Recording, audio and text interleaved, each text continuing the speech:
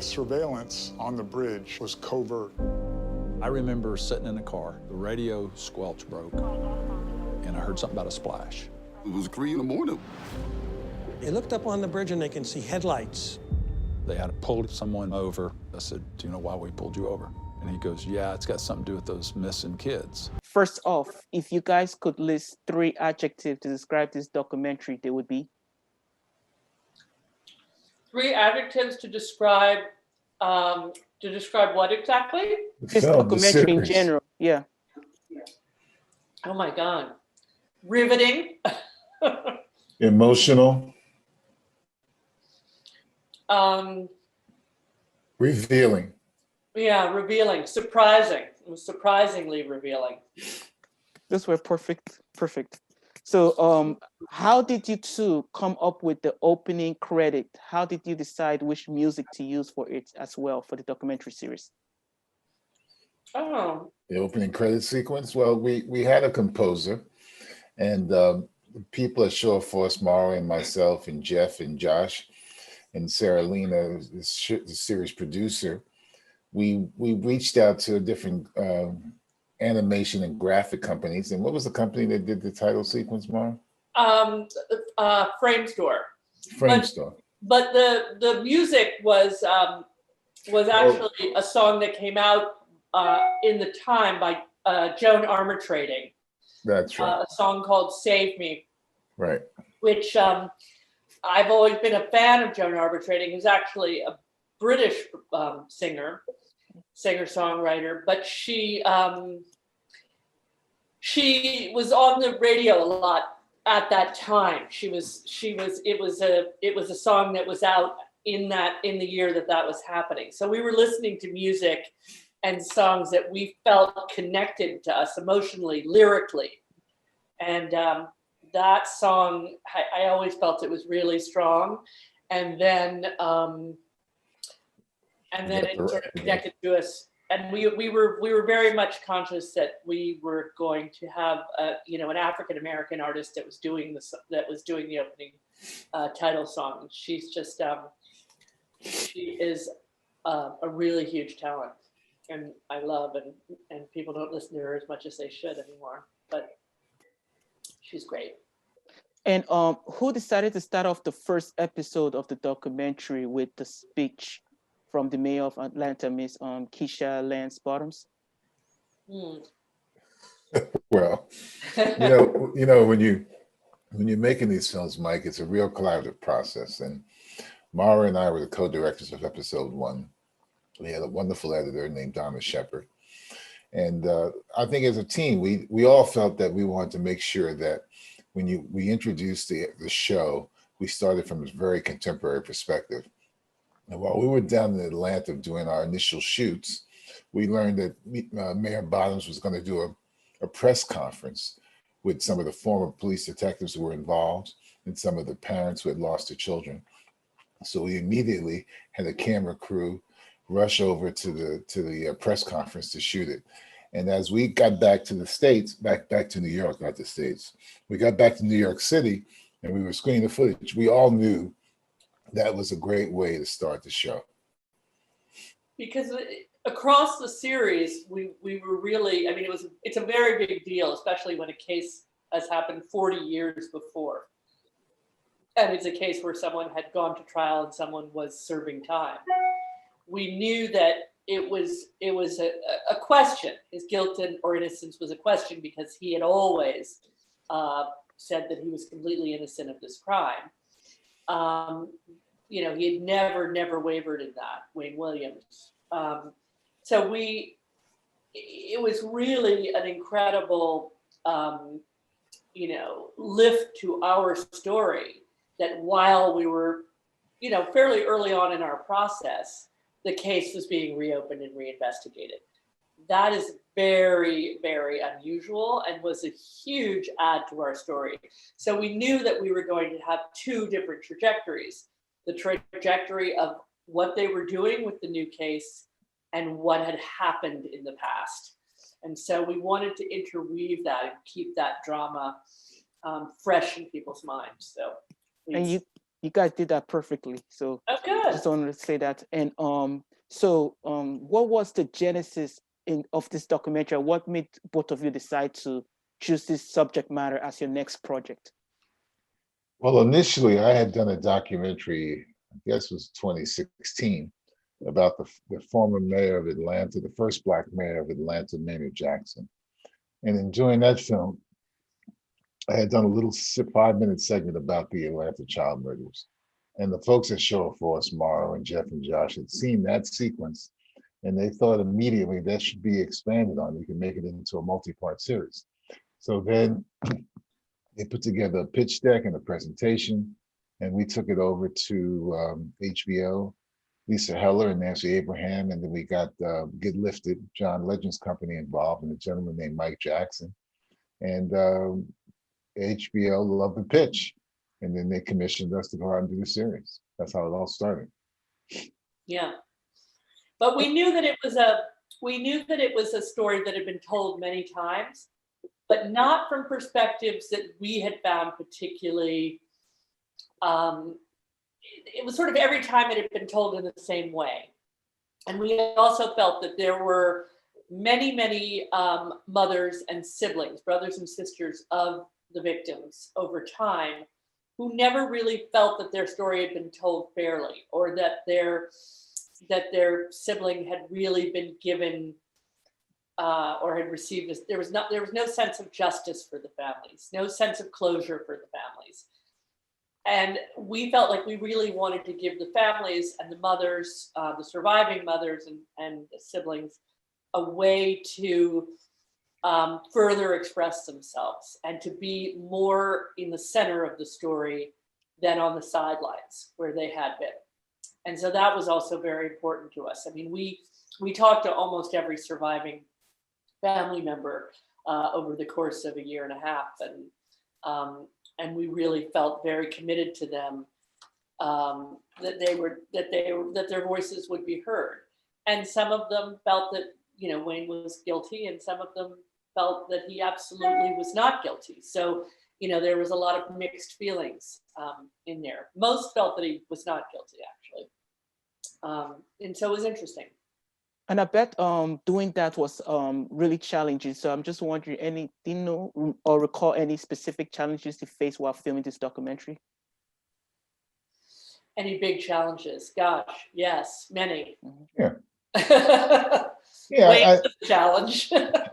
we originally wanted to get Wayne Williams involved, so we reached out to him, and we had multiple conversations with him, and he turned out to be a very difficult get. He wanted to be in control, like he seems to have always wanted to be, from the point he was, on his, and since when he was on trial and even after. And, some of the other challenges, there were certain mothers that we felt that were very important, who basically felt that they didn't want to be involved. One of the lead mothers, who was that, Mara? Who's Camille Bell. Camille Bell. Camille Bell's a very character. She's a major character, but she was so, at the time, excuse me, I just ate a piece of toast. She was so, she was treated so poorly, and she was threatened. Her life was threatened. She no longer lives in the area. She's very private about where she does live because she's received threats, and her families have received threats, and she just wasn't prepared. We spoke many times, but she wasn't prepared to be on camera again. She knew we were telling her story. She knew we had a lot of footage from her from the past, and she was okay with that. But she was scared to talk again, and she was scared for people to know where she lived. So we had to be very respectful of what people's fears were, and that those fears were based in very real events from their past. So, and then, on the other hand, there were some mothers who were really excited about getting involved. Sheila Balthazar, she was very excited about being a part of the process, and she came to one of our first interview sites, and she was very open. Maro interviewed her, and she was very open. Yeah, a lot of very different people in different stages of grief and trying to sort out their future. But it happened a long time ago, but it was very fresh in people's minds. And the thing to remember also is that we wanted to make sure that we interviewed people from all aspects. We interviewed, police officers like Lou Arcangeli. We interviewed Mary Welcome, who had been Wayne's lawyer. We interviewed Joseph Drolet, who was one of the prosecutors. So we wanted to make sure that we had this story. We heard many different perspectives. Yeah. And on the other side of things, what was the biggest surprise you guys experienced during directing this documentary?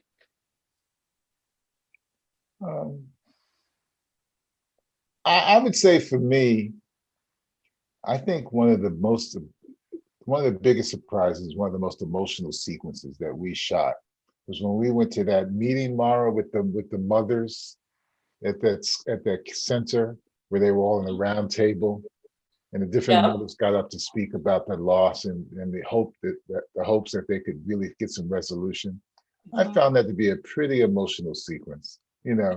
And I'll be honest with you, many of the interviews that we did and all the time we spent down there, we never walked away feeling it was just, oh, we got it, it's great. It was always sort of very, psychologically, and emotionally draining, because we're listening to people revisit how they lost a son. It was some very powerful stuff. I have to tell you that, Mike, that I've done a lot of interviews in my time. I've been privy to a lot of interviews, but these interviews in Atlanta over the 6 months, 7 months we were there shooting ourselves, they were very impactful, very emotional. Yeah. I felt like the biggest surprise for me was how much we went back and forth about what had happened. Really trying to unravel the crime, and in the process also finding out, about the sort of parallel investigation of the KKK, who was active at that time, and that the police were hiding things and burying things and looking for a patsy and Wayne. I mean, there was a lot of things that we kind of uncovered that were very surprising. And, as I think often happens in trials in the US, especially in terms of, defendants of color, it was really Wayne, the facts could come out, but it was not a fair trial. It was not a fair trial. There's no way that you could call that a fair trial. He was railroaded. His representation wasn't fair. The appeals were obvious grounds for appeal. They buried information. There were so many things that they had a case and they wanted to make that case, and they made it, and they put away that guy and they threw away the key. And that felt very unfair. Now, does that mean that he's 100% innocent, that he has nothing to do with it, that he wasn't, part of some element of it, but maybe not 30 children? It was hard to peel back every layer of the onion. But there's no question that it didn't happen, that one guy killed 30 children. That didn't happen in my mind. But what exactly happened? For sure. I don't know. It's hard to find. It's hard to know. And have any of you gotten any response from the victim's family or friend about this documentary? If so, what were their thoughts about it? Oh, yes. Yeah, the response from the victims' families have been very positive. They've been very positive. Yeah, overwhelmingly positive. I mean, we never really heard from Wayne Williams, We heard from his lawyer, who loves it. Yeah, I mean, his lawyer of many years, who had not talked to people in the past and who gave us an enormous amount of material, and he was communicating. Lynn Watley. Lynn Watley felt that it was the strongest and most honest and fair portrayal that he had ever seen. Yes, I mean, many members of many families came back and told us that it was a cathartic event for them, and that they felt that they had really been given this chance to speak. Many of them had not spoken before, and they found the chance to speak and be heard and to find each other through the filmmaking process, to Yeah. have these like lifelong connections now as a survivor group unit, really rewarding. And they wrote us and they told us that, and we talked to them and we saw them, and they saw the films before they were on television. Out of respect, they saw them early, and they really felt it was painful to watch, I'm sure, but it was a little bit hard because we had planned to go down and all watch them with them and have these kind of moments to sort of decompress and talk about things together. But it was just at the very beginning of COVID, and a lot of them were also older. So we decided and made a decision, and they all watched them in their own homes, and then we communicated, either through email or telephone. But it was a rewarding thing in the end that they felt so good about it. I will say that it doesn't feel good when you make documentary films and people call you up and tell you that they hate them. They hate it. Luckily, I actually haven't had that experience. So I shouldn't say it doesn't feel good. I don't know if it doesn't feel good, but I don't want to know.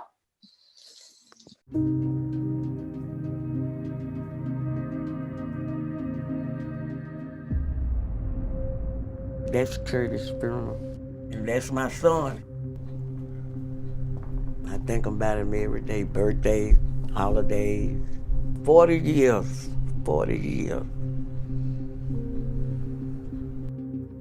I dream about him all the time, but I never see his face. I hear his voice, but I don't never see his face because his face was so brutalizing. It was just a nightmare. It was a nightmare there. And I want justice. After filming the documentary, has this experience affected your life personally? Every film affects you personally. Yes, it changes how you view the world. Changes. Which is what we hope to happen for the viewers who watch it. It Yeah. happens for us as filmmakers, but we want it to happen for the viewers also, Mike. And I'm just curious, what do you want the takeaway from the viewers to be after watching this documentary?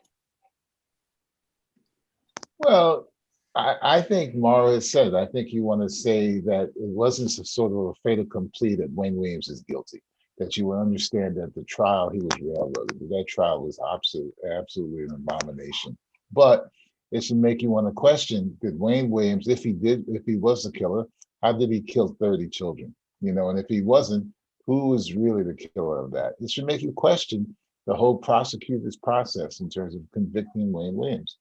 And the other thing that I think is also fascinating that Maro has spoke about tremendously a lot when we were developing the project was it really gives you some insight into the settings of Atlanta, what Atlanta meant to those people, Black people and white people back in the 70s, and it sort of opens the window to look at that Atlanta from then and to think about Atlanta today. I think it's a great microcosm in understanding, the evolution of a city that was majority African American. And I just want to say congratulations on your NAACP Image Award nomination and the Independent Spirit Award nomination. Where were you guys when you discovered that you got nominated for your documentary? Where are we always now? We were at home.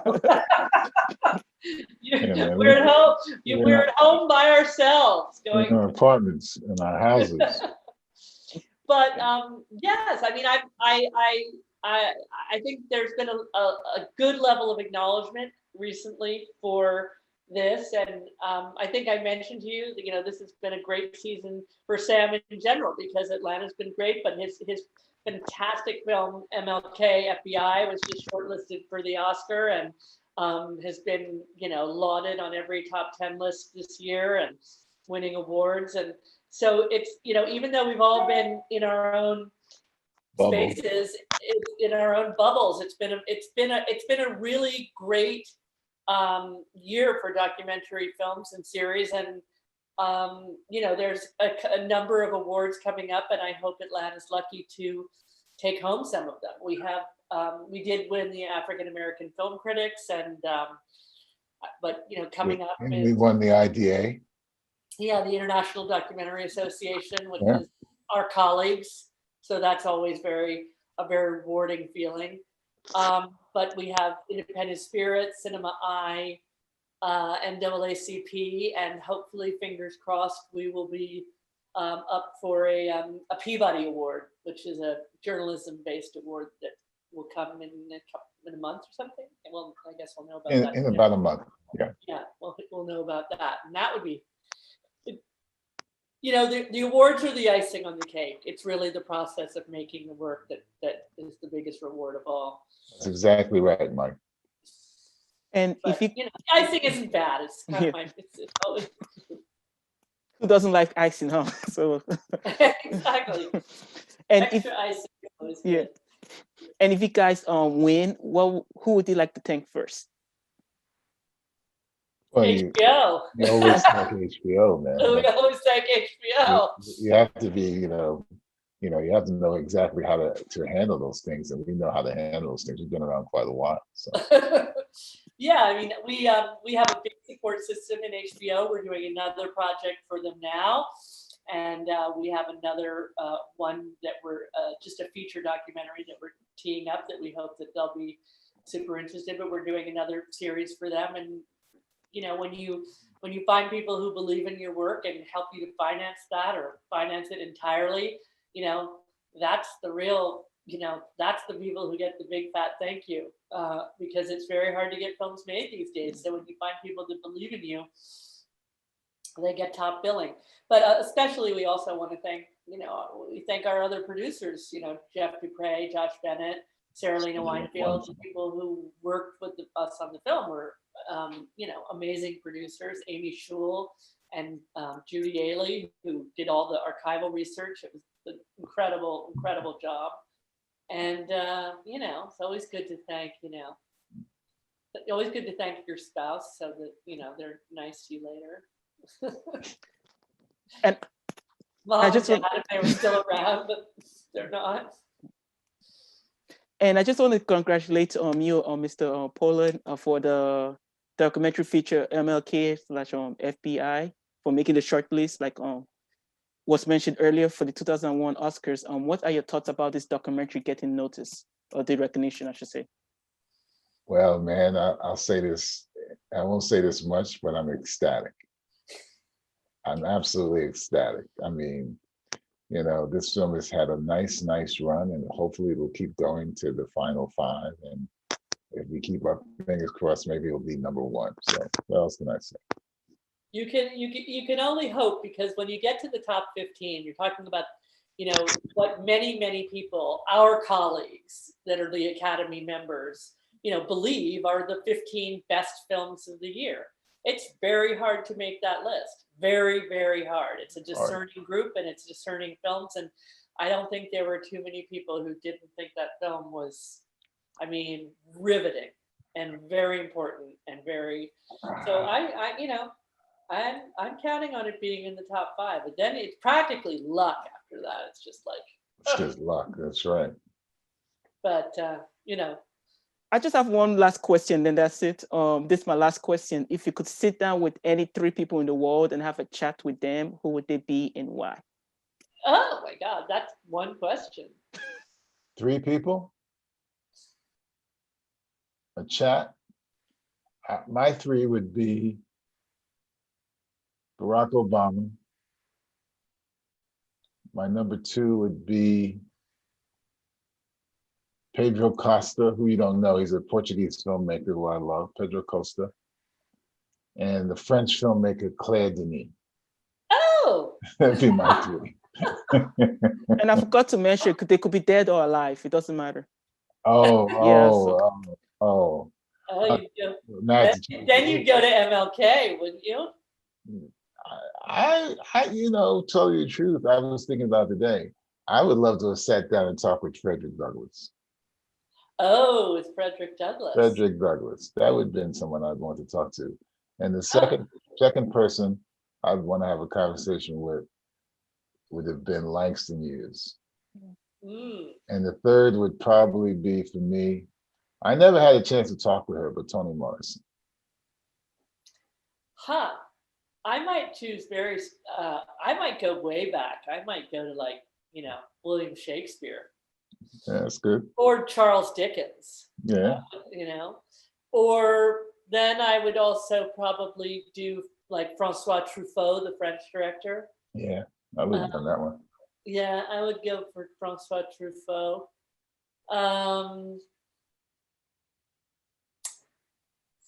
I've had great conversations with some people that I wanted to talk to, but Obama's high, Yeah, Obama.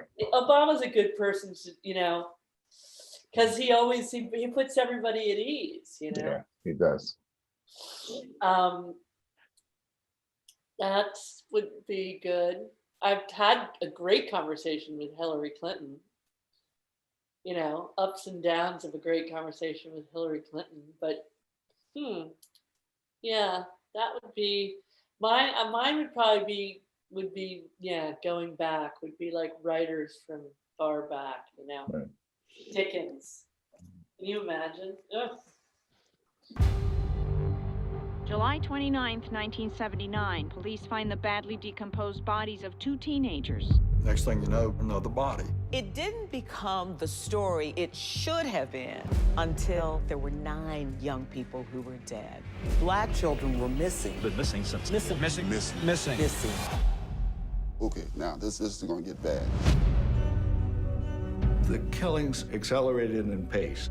Kids are disappearing once a month. Maynard Jackson went up to the White House and said, I want every living FBI agent on the planet in Atlanta. It had to be somebody the kids knew and trusted. He was the connection. Who is this guy, Wayne Williams? We found the killer, and that's it. But that really wasn't it. You had people saying that this has to be the Klan or this has to be some crooked cop, but nobody really knew anything. They didn't follow those leads. They chose Wayne. This could have turned into a riot because people were that angry. Elected officials did not want this case to go on. The families never had any closure. We have begun going through evidence to see if there's anything that was never tested. We have an obligation to ensure that every investigative lead is followed. I want to know who killed Curtis. I'm not going to stop because I'm a warrior. This vulnerability that at any moment you could be stolen. We come from stolen people. That's deep in our psyche. Do what should have been done. Solve the cases. It's one of those memories you have of Atlanta. You really wish you didn't have it.